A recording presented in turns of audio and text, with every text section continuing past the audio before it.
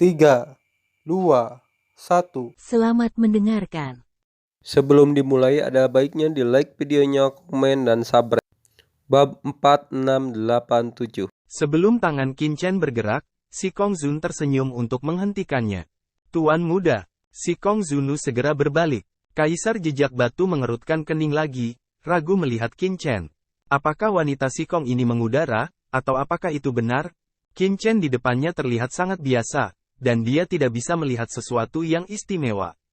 Qin Chen memandangi hantu itu sambil tersenyum, dan berkata kepada si Kong Zun, meskipun kamu adalah pembantuku, bagaimana kamu bisa membuat orang yang begitu menjijikkan melakukannya? Qin Chen tersenyum, seolah dia sedang membicarakan sesuatu yang sepele. Dia tidak terbiasa membiarkan seorang wanita berdiri di depannya.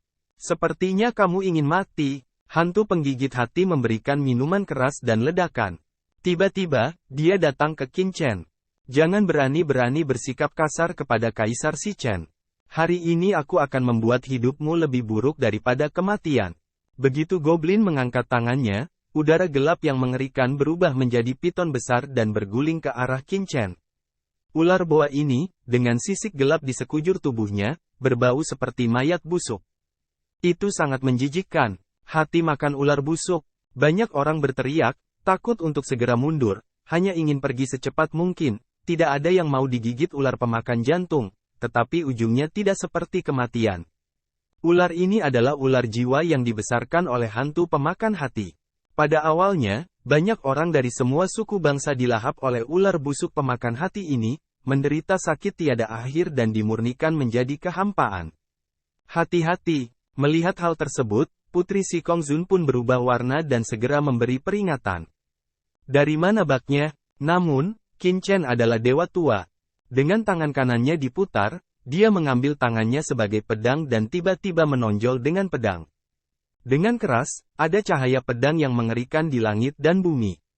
Cahaya pedang memenuhi langit dan memotong jantung yang memakan ular busuk. Dengan keras, ular busuk pemakan jantung itu meledak. Ledakan. Ular busuk yang memakan jantung mengeluarkan raungan melengking. Apa? Mereka semua terkejut. Ular jahat dibunuh oleh pria ini? Perlu dicatat bahwa hantu pemakan hati adalah almarhum Tuhan. Orang sekuat itu bisa dianggap sebagai yang teratas di seluruh benua Heiyu. Jangan berani-berani menyakiti ularku. Hantu pemakan jantung dan iblis minum dengan ganas, mengangkat tangan dan melambai lagi. Dengan raungan, setan yang tak terhitung jumlahnya berguling. Dalam sekejap, mereka berubah menjadi lebih dari 10 ular busuk pemakan jantung, mencabik-cabik Qin Chen dengan liar. Aku khawatir kaulah yang ingin mati. Qin Chen terkekeh. Bersenandung, angkat tangan kanan Anda dan potong lagi. Ketika pedang keluar dari momen itu, seluruh dunia, tampaknya telah kehilangan warna. Mata hantu itu tiba-tiba menyipit. Pada saat ini, dia merasakan krisis yang kuat. Dia tidak berharap Qin Chen memiliki kekuatan seperti itu. Namun, reaksinya juga sangat cepat, dan dia dengan cepat minum, gigit hati. Bersenandung, ki gelap yang tak terhitung jumlahnya membentuk perisai gelap yang mengerikan padanya, dan langsung menjaga dirinya sendiri. Ledakan, cahaya pedang gelap tiba-tiba pecah. Dalam sekejap, kegelapan tanpa batas langsung hancur dan musnah. Hati yang memakan ular busuk di seluruh langit mengeluarkan jeritan melengking. Dalam cahaya pedang Qin Chen, itu langsung hancur. Dan perisai gelap di depan hantu pemakan hati meledak dalam sekejap, dan seluruh orang kembali dengan hiruk-pikuk, memuntahkan darah dari mulutnya. Ledakan, kekosongan di belakangnya meledak secara langsung dan tidak tahan dengan kekuatannya. Pedang seperti itu membuat semua orang kuat di tempat kejadian menghirup udara dingin. Sangat kuat. Belakangan, hantu pemakan hati setingkat Tian Zun dibunuh oleh pria ini. Apa asal-usul pria ini? Anda, iblis pemakan hati terkejut dan marah, dan itu tidak bisa dipercaya. Boom, tubuhnya langsung membakar nafas hitam, seluruh wajah orang itu menjadi sangat ganas. Abses di wajahnya, juga terus menggeliat, seketika menjadi sangat mengerikan. Untuk mati, Goblin meraung dan memukul Qin Chen lagi. Pukulan itu keluar, dan kehampaan meledak, seolah-olah langit dan bumi akan meledak secara langsung. Namun, ekspresi Qin Chen acuh tak acuh dan dia memotongnya dengan satu pedang. Dengan embusan, serangan hantu pemakan jantung langsung dihancurkan oleh pedang Qin Chen. Pada saat yang sama, sepotong ruang di belakangnya langsung hancur. Tidak hanya itu, tangan kanan Qin Chen yang keras terkoyak, dengan darah hitam yang menyembur. Pedang untuk musuh. Saat berikutnya, ada kekuatan bergulir yang keluar dari cahaya pedang, langsung memusnahkan tangan kanan hantu pemakan jantung. Goblin itu sedikit bingung. Dia tidak menyangka tangan kanannya hilang. Dia meraung, boom, kekuatan tubuh, rally lagi. Namun, di pedang berikutnya, lengan kiri hantu pemakan jantung juga roboh dan berubah menjadi kehampaan. Goblin benar-benar ketakutan saat ini. Dengan raungan, kekuatan kegelapan yang tak terbatas melonjak lagi. Dalam sekejap, kekuatan kegelapan yang bergulir menjaga tubuhnya seperti lautan luas. Namun, ketika pedang ketiga Qin Chen keluar, kaki kiri hantu pemakan jantung langsung meledak dan menghilang. Lalu ada kaki kanan, yang meledak. Dalam sekejap, goblin itu dipotong menjadi sebatang tongkat. Qin Chen telah mendengar kisah hantu pemakan hati ini, memakan daging dan darah ras manusia kosmik ini mentah-mentah, begitu kejam, hati Qin Chen penuh dengan dingin. Secara alami, kita tidak bisa membiarkan satu sama lain jatuh dengan mudah. Boom! Lalu, Qin Chen memotong lagi dengan satu pedang. Begitu pedang ini keluar, langit dan bumi akan langsung berubah menjadi ruang hampa. Boom! Kekosongan di sekitar Qin Chen akan langsung terbakar. Si Chen Dizi, bantu aku. Hati goblin hati hantu dingin, cepat panik. Hentikan. Wajah Kaisar Si Chen bermartabat. Dia tidak menyangka Qin Chen memiliki prestasi dan kekuatan seperti itu. Seorang master surga kemudian, dia tidak memiliki perlawanan sedikit pun di tangannya. Bagaimana mungkin? Namun, bagaimana bisa Qin Chen mengabaikan ancaman orang ini? Ledakan. Cahaya pedang yang mengerikan tiba-tiba terpotong, gas pedang membubung ke langit, memotong lurus selama 9 hari, mengandung napas pedang tanpa akhir yang berarti langsung ditebang. Lancang. Batu jejak putra kaisar minum dengan marah. Dia sudah membuka mulut. Yang pernah berpikir Qin Chen tiba-tiba sedikit wajah semua tidak memberinya. Saat suara itu jatuh, Kaisar Si Chen langsung mengulurkan tangan dan bersenandung. Di telapak tangannya, ada aturan gelap yang tak terhitung jumlahnya. Aturan ini mengeluarkan banyak rune sederhana, yang dengan cepat membungkus pedang Qin Chen untuk menghentikannya. Konyol. Qin Chen tidak peduli. Cahaya pedang terus menebang. Dengan keras, kekosongan itu terbakar dan dengan cepat memotong rune ini. Mata telanjang dapat melihat bahwa rune ini langsung terbakar dan hancur menjadi kehampaan. Bang! Antara langit dan bumi, sepertinya ada guntur, dan banyak orang kuat di tempat kejadian gila untuk mundur. Cahaya pedang Qin Chen menyala. Dalam sekejap, itu telah menembus jantung yang memakan alis hantu dan memusnahkan tubuhnya. Bab 4688. Pikiran Qin Chen bergerak, bang, dan jiwa hantu itu pecah dan berubah menjadi bubuk. Jalan kebencian jiwa, dari tubuhnya keluar, langsung menghilangkan kehampaan. Ini adalah hantu 10.000 orang yang pernah dimakan oleh hantu pemakan hati.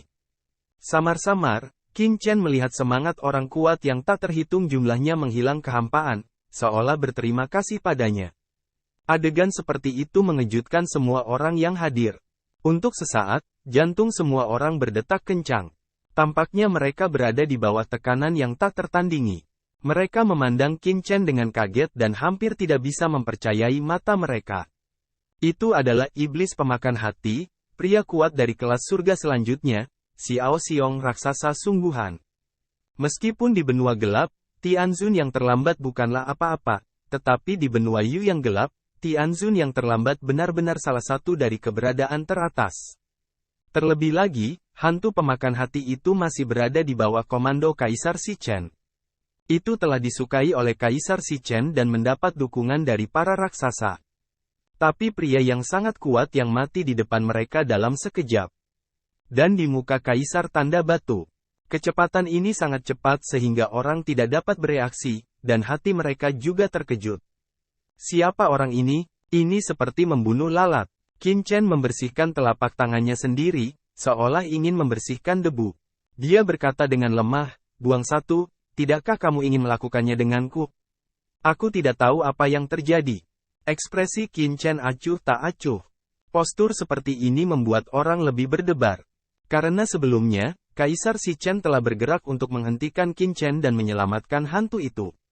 Namun, Qin Chen sama sekali tidak memberi wajah Kaisar Shi Chen. Bahkan setelah langsung memotong jimat yang ditunjukkan Kaisar Shi Chen, dia masih tenang dan acuh tak acuh, seolah dia tidak peduli sama sekali. Ini adalah bagaimana orang agresif tidak dapat menempatkan jejak batu Kaisar Gerbang dalam pikiran.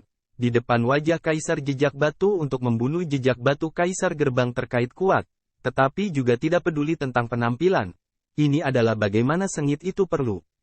Itu pembunuh. Beberapa orang tidak dapat menahan gumaman bahwa ada getaran di hati mereka. Sungguh pembunuh hantu pemakan hati. Itu adalah pria dengan reputasi buruk, tapi sekarang mudah dibunuh oleh Qin Chen. Tuan, apakah Anda melangkah terlalu jauh? Wajah putra Kaisar Tanda Batu berwarna hijau besi. Penglihatannya berkelap-kelip 2 kali, segera melangkah maju selangkah, kata suara dingin. Ada bau yang mengerikan dalam dirinya. Surga teratas. Si Chendizi sudah menjadi surga tingkat tertinggi, dan ada nafas samar yang tertinggi dalam dirinya. Jelas bahwa Kaisar Shi Chen tidak jauh dari setengah langkah tertinggi. Ini luar biasa. Adegan seperti itu membuat banyak orang di tempat kejadian terkesiap. Kaisar Shi Chen masih sangat muda sehingga dia sudah mendekati level teratas. Apakah gerbang Kaisar ini terlalu mengerikan dan ganas? Di masa lalu, orang hanya mendengar tentang pengaruh mengerikan dari Tanah Suci seperti gerbang Kaisar Shi Chen dan Tanah Suci Sikong dalam legenda. Sekarang, di Kaisar Shi Chen, mereka benar-benar merasakan pengaruh mengerikan dari Tanah Suci. Setengah langkah yang sangat mudah, tidak heran Kaisar Shi Chen akan datang ke reruntuhan untuk mengubah kuburan darah. Jika Anda dapat memahami asal mula kuburan darah, dengan bakat Kaisar Shi Chen, sangat mudah untuk melangkah ke setengah langkah tertinggi. Bahkan dalam waktu dekat, pencapaian supremasi sudah pasti. Ini adalah impian mereka sepanjang hidup mereka. Pada saat ini, orang-orang sangat ketakutan. Ledakan. Antara langit dan bumi, ada bau yang mengerikan. Kaisar Jejak Batu memandang Qin Chen dengan dingin, dan roh pembunuhnya nakal. Perilaku Qin Chen adalah memukul wajahnya di depan umum. Tidak peduli apa asal Qin Chen, bagaimana dia bisa menutup mata sebagai Kaisar Shi Chen. Kenapa, kamu punya masalah denganku? Di hadapan niat membunuh Kaisar Shi Chen, Qin Chen acuh tak acuh. Dia memandang semua orang dengan senyuman, dan semua orang dipaksa menundukkan kepala di depan matanya. Akhirnya, mata Qin Chen tertuju pada Kaisar Shi Chen, dan dia berkata perlahan dan santai. Jika Anda memiliki pendapat, ungkapkan kapan saja. Ben Shao adalah orang yang baik. Namun, saya bisa menjawab pertanyaan Anda sebelumnya. Saya rasa saya tidak melangkah terlalu jauh. Saya hanya ingin membunuh anjing yang menggonggong ke arah saya. Saya tidak ingin melangkah terlalu jauh ketika saya bebas. Atau apakah Anda ingin berdiri untuk seekor anjing? Pada saat ini, wajah Kaisar Jejak Batu sangat berubah ketika Qin Chen begitu menatapnya. Kata-kata Qin Chen jelas provokatif baginya. Itu memalukan bagi Kaisar Jejak Batu yang sombong. Tetapi dia juga mengerti bahwa Qin Chen sangat kuat. Seekor anjing? Nah, Pak, itu sombong, bukan? Terlebih lagi, ada banyak orang kuat di dunia. Kaisar Shi Chen tidak ingin mundur di hadapan publik. Dia tidak bisa kehilangan wajahnya. Dia tidak bisa membantu bersenandung. Qin Chen dengan santai tersenyum, menatap Kaisar Jejak Batu, berkata, kamu bilang kamu yang kuat? Ledakan. Qin Chen melangkah keluar, dan bau busuk memenuhi tubuhnya. Klik, klik. Dan kemudian dia mendengar suara retakan. Momentum mengerikan dari kondensasi Kaisar Shi Chen bahkan mengeluarkan semburan rangan, dan retakan yang tak terhitung jumlahnya muncul. Kekuatan yang kuat mendekati setengah langkah dari yang tertinggi tidak dapat menghentikan debu di depannya, yang membuat wajah Kaisar Shi Chen berubah dan hatinya terkejut. Tapi bagaimana dia bisa dengan mudah mundur di hadapan publik? Mata Kaisar Shi Chen suram dan berkata dengan suara dingin, tidak masalah apakah saya orangnya atau bukan.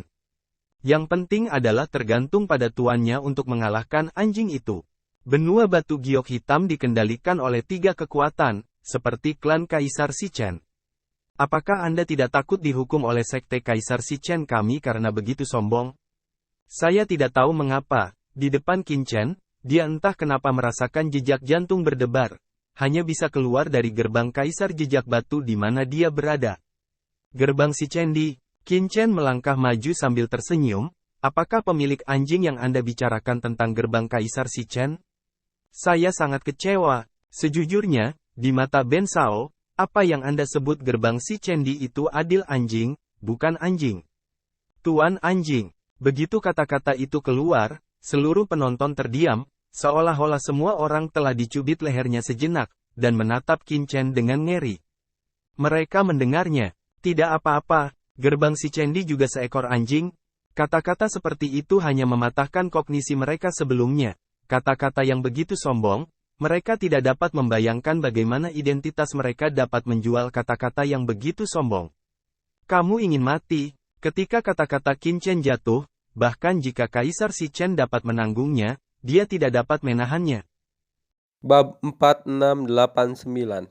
Ledakan. Rune pada Kaisar si Chen menyala, dan kekuatan rune yang mengejutkan mekar dan berubah menjadi rangkaian cahaya yang mengerikan, yang menyelimuti langit dan bumi dalam sekejap.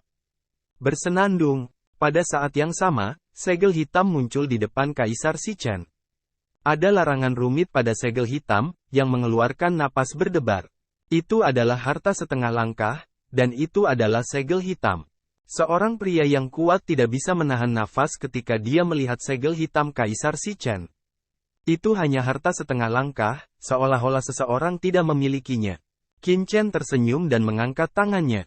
Pedang ajaib tiba-tiba muncul di tangan Qin Chen. Ledakan. Segera setelah pedang dihunuskan, Ki Unicorn yang mengejutkan muncul dan memenuhi dunia. Mengaum. Dalam kehampaan, seekor unicorn besar muncul, menatap ke bawah dan meraung. Pedang Qilin. Ketika seseorang melihat pedang ajaib seperti itu, dia langsung berseru dan mengenali asal-usul pedang itu. Kerajaan Kirin adalah kerajaan tertinggi. Di mata mereka, itu sudah menjadi raksasa. Secara alami, beberapa orang mengenal pedang Kirin. Apakah orang ini dari kerajaan Kirin? Banyak orang bingung. Kerajaan Kirin adalah kekuatan yang kuat. Semua orang tahu bahwa putra mahkota kerajaan Kirin telah datang ke benua batu giok hitam ini. Apakah orang di depanmu adalah putra mahkota kerajaan Kirin? Salah. Tapi segera, semua orang menggelengkan kepala. Karena Pangeran Qilin juga orang terkenal di daratan Heiyu, dan beberapa orang yang mengenalnya di tempat kejadian mengakui bahwa Qin Chen di depannya jelas bukan pangeran dari kerajaan Kirin. Berita itu menyebar dengan cepat. Tapi jika dia bukan putra mahkota Kirin, kenapa dia memiliki pedang Kirin dari kerajaan Kirin? Perlu dicatat bahwa pedang ini berbeda dari harta setengah langkah lainnya. Itu adalah harta yang mewakili status putra mahkota kerajaan Kirin. Ini luar biasa. Bahkan orang yang dekat dengan kerajaan Kirin tidak bisa memiliki senjata ajaib seperti itu. Pedang Qilin, apakah kamu dari kerajaan Qilin? Pada saat ini, Kaisar Jejak Batu juga mengenali pedang ajaib di depannya dan berkata dengan suara yang dalam. Ada banyak hubungan antara kerajaan Kirin dan tanah suci Sikong. Konon leluhur kerajaan Kirin juga berniat membawa putra mahkota kerajaan Kirin ke tanah suci Sikong. Apakah orang di depannya penerus baru kerajaan Kirin? Itu sebabnya aku sangat dekat dengan Sikong Zunu. Gagasan seperti itu baru saja terlintas di benak Kaisar si Chen. Dia selalu merasa ada yang tidak beres. Kerajaan Kailin, apa itu? Bagaimana mungkin Ben Sao menjadi anggota kerajaan Kirin? Qin Chen mencibir, lalu menatap pedang Qilin di tangannya. Adapun harta setengah langkah ini, Ben Sao membunuh seorang pria bernama Pangeran Qilin. Belum lama ini, Yu Tong Tianfeng berani tidak menghormati Ben Sao, jadi Ben Sao langsung membunuhnya. Aku takut setengah mati, tapi kurasa senjata ini tidak bisa digunakan sebagai tongkat pembakar. Jadi aku meninggalkannya. Apa? Ledakan. Sebuah batu mengaduk 1000 gelombang. Ketika Qin Chen mengatakan ini, semua orang di tempat kejadian berubah warna. Apakah pedang itu diperoleh orang di depannya setelah membunuh Pangeran Qilin? Tuhanku. Pada saat ini, semua orang berubah warna, tanpa sadar mundur selangkah, beberapa luar biasa. Meskipun Pangeran Qilin tidak sebaik Kaisar si Chen, dia juga pangeran dari kerajaan tertinggi Tuhan. Di belakangnya adalah leluhur dari kelas tertinggi. Dikatakan bahwa ayah Qilin di kerajaan Qilin menyayangi Pangeran Qilin. Tidak mungkin seorang jenius seperti itu dijaga oleh ayah dari Qilin. Namun meski begitu, pedang unicorn masih jatuh ke tangan Qin Chen. Maksudnya itu apa? Bahkan cara nenek moyang Qilin gagal melindungi putra mahkota. Lamunan seperti itu membuat banyak orang berubah warna. Bahkan Kaisar Jejak Batu tidak dapat menahan pembekuan di hati. Meskipun Pangeran Qilin jauh lebih rendah darinya, dia juga keturunan dari kerajaan tertinggi Tuhan. Bahkan jika dia ingin membunuhnya, dia harus memikirkannya. Jika orang di depannya benar-benar membunuh Pangeran Qilin, dia pasti tidak mudah menimbulkan masalah. Namun, di hadapan publik, pertunjukan kelemahan seperti itu membuat Kaisar Si Chen tidak berdamai. Menurutnya, penghinaan Qin Chen adalah lelucon jika dia tidak menanggapi.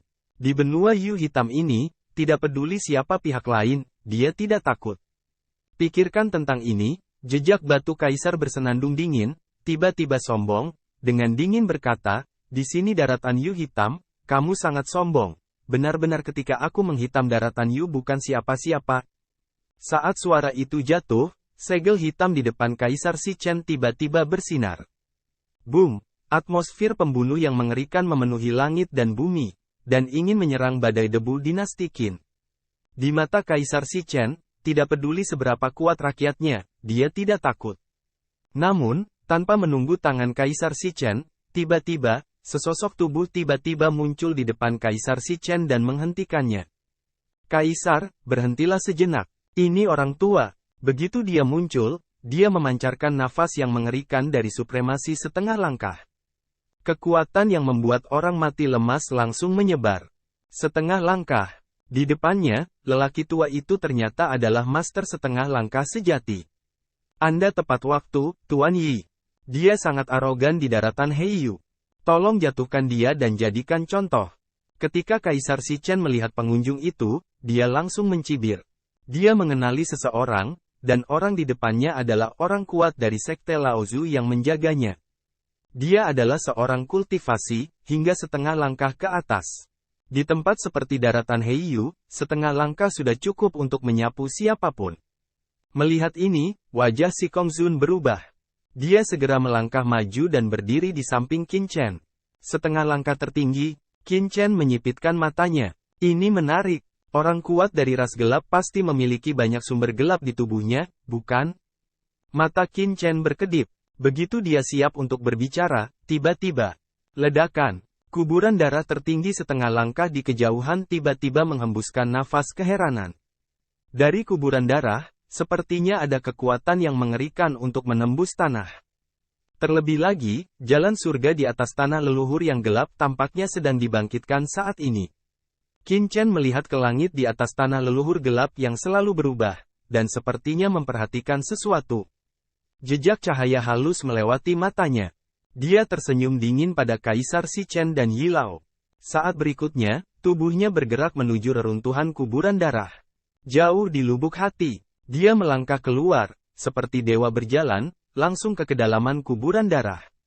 Si Kongzunu dan yang lainnya juga segera menindaklanjuti.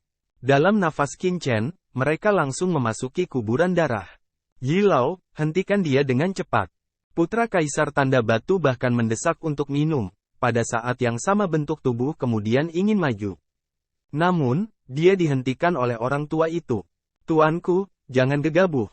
Pria tua itu berkata dengan suara yang dalam, matanya berbinar. Terima kasih telah menonton videonya. Jangan lupa like videonya, komen, dan subscribe.